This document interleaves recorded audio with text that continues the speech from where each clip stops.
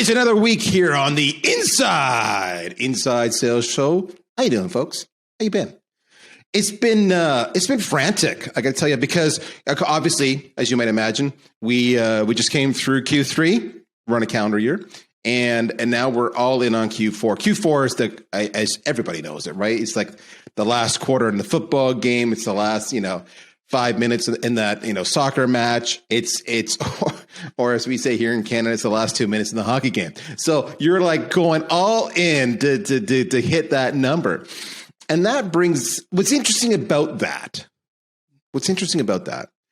is that you're at this point of the year as a sales professional, you're in one of two areas. You're either feeling really good about where you're at. You got to work it, but you're feeling good. Or you're in full on panic mode because you don't have the pipeline to have the actual deal volume and negotiation and sales process take place to close before the end of the year. Now, no judgment here. They say the first step to recovery is admitting you have a problem. So if you're in the latter camp, you have a problem, and that's okay. We're going to help you fix that today. You're going to love the conversation. I've been there before.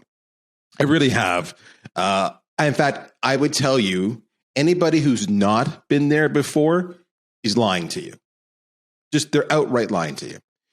Now, when I got into sales, and I've shared this story before, I didn't go a traditional route, although I personally think in sales there is no traditional route. Everybody kind of falls into sales as a plan B, I think, or as a second career or what have you. But what was important was my background. So for those who haven't heard, my education is as a computer programmer. And I spent, my first 4, 5, 6 years coding. And one of the toughest classes I had in school and university, and this is going to sound so stupid, but I actually, I had to take the course over again because I failed it the first time. Don't mock me. Don't judge me. It was a course called Systems Design. And in systems design and coding is it's the whole part of the process of flow charting and figuring out what is the process. Or as some like to say, the process. Schedule, process, Canada, US, you get the idea. And it's the whole idea of actually understanding you've got a scalable, repeatable, optimal process that actually achieves your stated goals. So when I started going into sales, I was in that situation where I'm screwed. I either didn't have the pipeline, I wasn't going to hit my number, and I realized that. And what was interesting was in that first sales job where I was selling photocopiers down the road, I was just another rep. If I lasted 6 months, great. They were happy. And if I didn't, they just turfed me and they got the next guy. They didn't train me at all other than here's the manual, here's your product, here's your territory, go. I look back now and I'm like, it was just like the sales manager should have been shot. She was a wonderful person, but she should have been shot. I don't know how she slept at night just doing that and was undermining her own success. I see that now looking back, but at the time I'm like, I'm failing, help me. And that was when I realized I didn't have the right process. And if I was going to succeed in sales, I had to take the same approach I did in coding that I did to selling. Sounds crazy. Yeah, actually, the relationship between coding and selling, who would have thought of that? Now, that sets the stage. The first sales book I ever read, first one ever. Okay, so I was a big fan of Zig Ziglar, and I would listen to Zig's in the audio cassettes on my tape player in my minivan as I was selling my photocopiers door to door. But the first sales book I actually read was a book called Hope is Not a Strategy. You can check it up. You can still get it. It's totally outdated now. It was really for a complex enterprise sale. It was actually pre-SaaS, if you can believe it. So there you go. But the premise is the same. Hope is not a strategy. I hope I hit my number isn't going to get you your number. So imagine, with that as the backdrop, how excited I was to come across Bulletproof selling. Bulletproof selling, just look at this. Systemizing sales. Systemizing sales, which is the whole idea of a process, right? We talked about that. And that jumped off the page for me. And I love, you're going to see some themes here because we're going to use the author. We're going to introduce you to the author shortly. But he talks about the battlefield of business. So there's a bit of a military metaphor there. And who, honestly, between you and I, is there anybody better than processes and repeatable procedures than the military? Their lives literally depend upon it. And what I loved about it was Section 1, Article 1 in the table of contents says, trimming hope from your sales strategy. So if this is not karma, kismet, like all the alignment going on with my own personal story, then I don't know what is. So of course, my friends, I had to bring the incredibly talented, I want to bring to you Shawn Rhodes to the show. Shawn, welcome, my friend. Thanks, Daryl. Really awesome to be here, sir. All the way from Tampa, Florida to the frozen north of Canada. So we're having fun here. We're covering all the areas, brother. We got different politics. We got different climates. It's crazy. But we're united in sales, and I love that. So now, Shawn, I need you to set the stage for me about your background, what you do today, and what was your inspiration for this book? Because I've just shared a little story with you on me. I know there's 1,000 listeners right now going, yep, that's me. I don't want to admit it, but I'm secretly listening. Tell me more. So for the audience, can you give us a little more background about you in the book? Absolutely. And I've secretly been there as well without enough pipeline. Bills are coming due every month. Commission checks not coming as regularly as I'd like them. So I'm absolutely in line with that journey. Before I got to the point of being a salesperson, though, what gave me my background in the military was I was a war correspondent in the U.S. Marine Corps. And a very unique job there because I had the free reign to move inside and outside of any unit across all 4 branches of the U.S. Armed Services down here. And a lot of time overseas, multiple tours in Iraq, which was where I got a lot of my combat experience from. And my role there was to study best practices, to study systems, to capture them and to share them both internally for the Department of Defense and to share that with the world if it wasn't something that we wanted to classify, so that the world would know about the great work that our men and women were doing over there overseas, and had a lot of opportunity to work with Canadian forces too. You guys are awesome. So congratulations there. But the sales piece of this really came in for me when I was finally in sales after the military. And I was trying everything to try and make number, to try and get people on the phone, to try and get them interested in the product or service I was selling. And I was not getting any success whatsoever because, like a lot of salespeople, like you talked about in your early days as a salesperson, I was just told to go out there and sell. But nobody was telling me how to go about doing that. So I had to really understand, in order to survive, to apply the same principles that I learned from these troops in combat in the military, where they would spend, and for those of us that are catching this live video, what you're going to see right now, I'm projecting on the screen, is something that you've seen in every war movie, if you've ever seen a war movie for our podcast listeners. A bunch of people stacked up outside of a door. They enter into it with their rifles. They're checking for threats. They're looking at each other's backs. They're really operating as a singular unit, almost like a one mind, so to speak. And as I saw this happen in combat time and time again, I realized these folks were essentially bulletproof. Not because they were brilliant, they weren't Mensa members, they didn't have superpowers. They were covering all of their angles inside of these buildings because of all of the times that their predecessors hadn't been bulletproof. So when you think about applying this to a sales team, what if you could begin capturing what was working and what doesn't work inside of your industry for yourself? And what if your teammates were doing that as well? And then what if you were coming together to share that information, to build great processes and systems so that you didn't end up like Daryl and I did, and like I'm sure you probably have been to at some point in your sales career, sitting there wondering, what do I do now? I've got leads, I've got a territory, I've got a product, but that's all I've been given. I'd hate for anybody to find themselves in that situation, so that's why we stood up Bulletproof Selling, to try and help people remove hope from their sales strategy. It was so interesting. On the weekend, I was watching this show on, I don't know, it was the National Geographic Channel, the Smithsonian Channel, or what have you.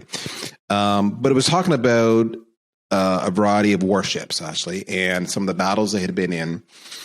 And this one particular case, it was World War II, and there was a destroyer, not a destroyer, but a smaller ship, not a cruiser, but beneath that. Excuse my lack of military lingo or familiarity. But the point being was it was tasked to position itself at a certain point where the Japanese would have totally attacked them. They'd already lost 4 ships previously assigned to this. And this particular commander won their battle, and they won it because he took a slightly different strategy. That was the first point. But what was of interest was a point they said in telling the narrative, which I think applies exactly what you're saying right now. And so in this particular case, they literally had, according to the story, I may get these numbers slightly wrong, but you get the gist. They had approximately 25 Japanese planes trying to kamikaze themselves into the ship. And that was how they took out the previous 4.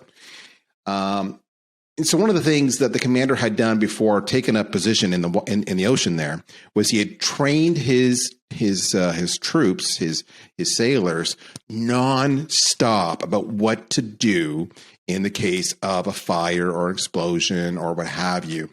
And there was a lot of bitching and moaning, a lot of complaints at the time. This was not common. And the reason he believes they survived, because I think they actually got hit by, 8 planes. They took the rest out, but they got hit by 8 planes. And they said any other ship, and they dragged their sorry ass back to port with their lower third, half submerged. Yeah. And he said the reason they survived was because when the planes did hit the ship, nobody had to think about their job. They just reacted because they were so systemized. They knew the system. They knew the drill. There was no thinking. They just did it. So when you talked about these guys, they're not Mensa members, but they're bulletproof because they've got these systems. They've eliminated hope as a strategy. So that was what I connected with so much. And I was thinking about you. Again, books, if folks haven't seen it, the book is called Bulletproof Selling. It's by Shawn Rhodes. Get it on Amazon. The thing I want to talk to you about is this, Shawn, and then we can get into some of your takeaways and advice as a teaser, and then everybody can go and buy the book and get the rest of the story. One of the biggest complaints I hear from reps when we try to train them on the system so they are bulletproof, and this is why you want to do it, is we get this pushback saying this: that's not how I sell. Right. Just leave me alone. Let me do my thing. Right. And, I know you think that's cool, but I don't agree with that. Or I don't like, the approved script, or I don't like the approved templates, or whatever it might be. And just let me do my thing. I'm good. I'm a professional. I'm senior. Just back off. Right. Right. and of course, lo and behold, they fail or they struggle or they underachieve. So talk to me about how you approach systemizing value. So hope it's not a strategy, because right in your book, you go into sales systems. See, these are some of the topics, folks. I'm not making this up. I'm geeking on this stuff. I fully apologize. Systemizing value, campaign systems, eliminating prospect attrition. Oh, come on. I saw that one. I'm like, I got to read that one. Fueling your bulletproof pipeline. And that's the thing. We're going to Q4. You should have had a bulletproof pipeline. Now, again, we're not beating you up, but what can you learn from this? You should have had a bulletproof pipeline. So let's talk. Where do you want to go on this? Do you want to talk systems? Do you want to talk pipeline? Let's start with the first objection you mentioned, which I think if we don't get that out of the way, we could talk systems all day, Daryl, and I know you and I would have a lot of fun doing it, but it wouldn't land right for a lot of salespeople because, like you said, I don't need systems, or the script that I was given, it works sometimes, but I really have to make it my own. I've got to really make it unique to me. So let's talk about the value that systems have, even if you want to just build them for the way that you sell, because I know that every salesperson out there that's doing well thinks they're a special snowflake. Nobody could replicate what they do. They've got the secret sauce. So let's talk about how to begin at least implementing your own systems. And that way, everything that we do from that point on, Daryl, with pipelines, with prospect attrition, people will be able to make it their own. So a little kind of a graph that I love showing, and for the folks that aren't catching this via video, I'm going to explain it to you. Imagine that you're looking at a simple XY axis graph, okay? On the bottom, in numbers is percentages, 10, 20, 30, 40, 50, all the way up to 100. Now that bottom line represents the amount of attention that you have to place on the task at hand. Whether that task is picking up the phone and dialing, dealing with objections, customizing that email, making sure that you're providing value. We spend our day as salespeople trying to be as present in the moment as we can with our prospects because they're people and they all have unique needs. Now, the challenge there is if we're spending 100% of our attention on the task at hand, it allows very little room for innovation. And this is why, Daryl, we see senior salespeople able to innovate at an incredibly high level. It's not because they're especially brilliant, although I know they'd like to think they are, and often they are, right? But it's really because they've got the reps in. To your point about that battleship commander, he had trained his people, his sailors, exactly what to do to the point where they didn't have to focus on the next task at hand. They knew where to get the fire extinguishers. They knew how to, man their arms to make sure they were taking those ships down. Well, the challenge we have now, and the magic of being able to actually leverage a system, is that we're trying to accomplish more innovation with it. So instead of the fallacy that systems force you to move in lockstep and we're not in the military, why would we do this? The less focus that you have to place on what you're doing in any given moment, the more you can rely on your systems, the more you can innovate, which is what's on that vertical level, the amount of innovation. So to round this graph up, if you're only focusing 10% on the task at hand because you've got the other 90% systemized, now you can place 90% of your attention in the moment, being able to innovate at an incredibly high level, which, as we all know, especially the more complex your sales get, the more you can innovate, the more you can sell. So first, let's start there with the mindset of it doesn't force you to move in lockstep. You can customize them for the way that you sell, but the brilliance of being able to put that outside of your head into a process and into a system is now you can just let the system run the mechanics of what you're doing and allow you to be able to swerve, turn, pivot inside of every single sale. So I'm going to pause there, Daryl, because I know you probably have some experiences dealing with that as well. I do, and it's so interesting, right? Because really, I'm going to paraphrase slightly different what he just said, because we start off hope is not a strategy, classic cliche. Work smarter, not harder, which is really what I'm hearing you say. And there's systems to help you do that, and the systems should be so just automatic, an autopilot, just built into it, like that World War II analogy we just used, that you save time and effort because it just happens and you know what to do. Systems do not mean that you can't be your own. You can't express your own approaches and desires. One of the words that Shawn used there was innovate. Innovate is the definition of going outside of the prescribed formula so that you can achieve greater results. And that's the point. People think they're going to be stifled and not allowed to innovate, do their own thing if they follow the systems. The reality is following the systems gives you more time to innovate.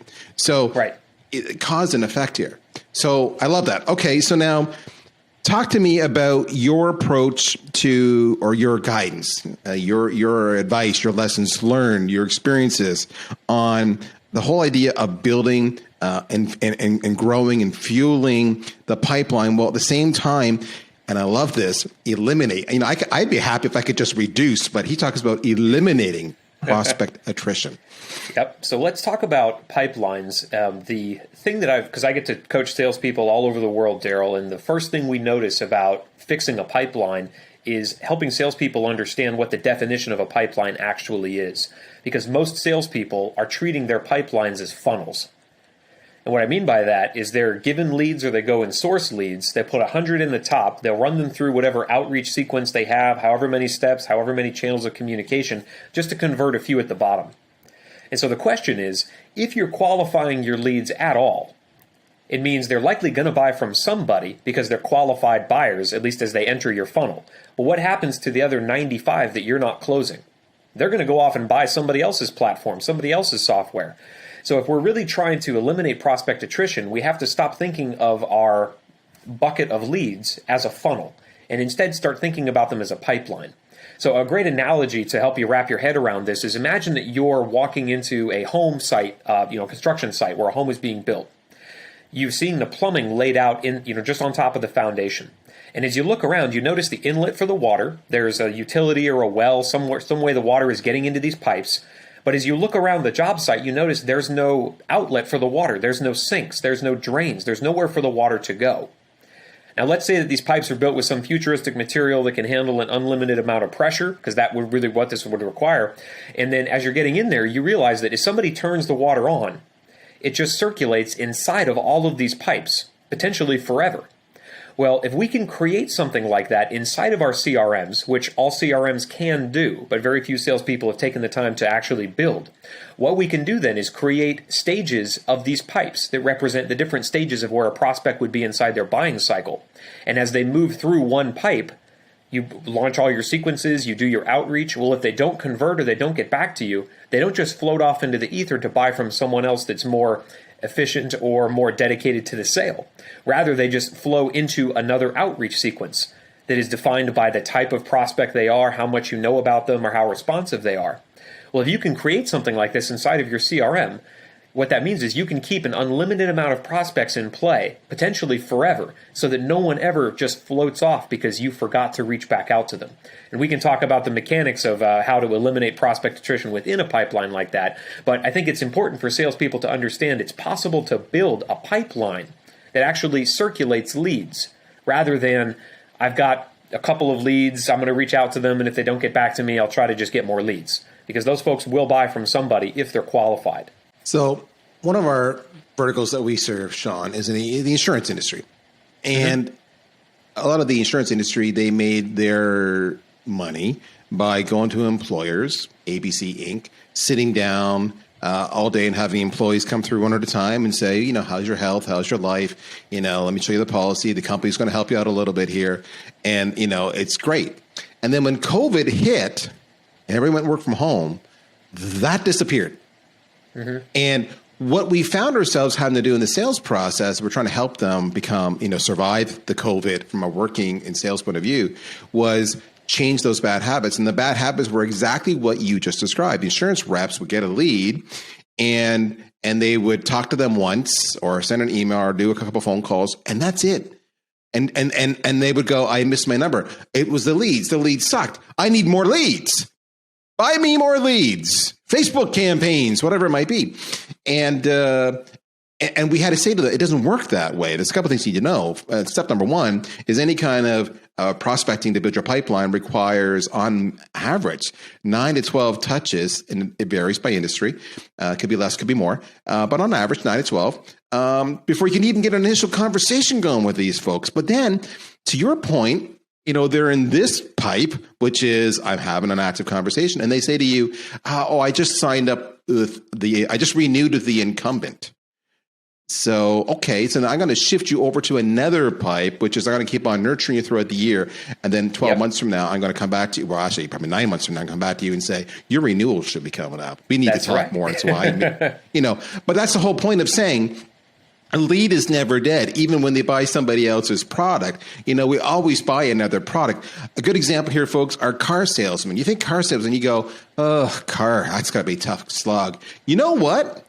There's a lot of 30-plus year sales reps because once they survive the first 5 years, they have this base of people who are always getting the next car. Then they need a car for their kid or their grandkid or what have you. So it's the whole idea of they're working their various pipes. And I love the point that you're saying. You can have different pipes, different sequences, different cadences that you can do in different types of outreach to always keep them alive, which will, of course, eliminate a lot of that attrition. That's brilliant. So let's talk about that attrition then within the pipe. And we're going to be talking about something you're very familiar with, which is campaign sequences, because I know a lot of the work you do is designing those and developing them for companies. So there are 3 places that we found prospect attrition happens within an outreach sequence. And I've experienced all of these and lost a lot of money because of them. So it's my pleasure now to be able to share it with your audience. The first place that a prospect will disappear in a campaign sequence is before the campaign sequence even starts.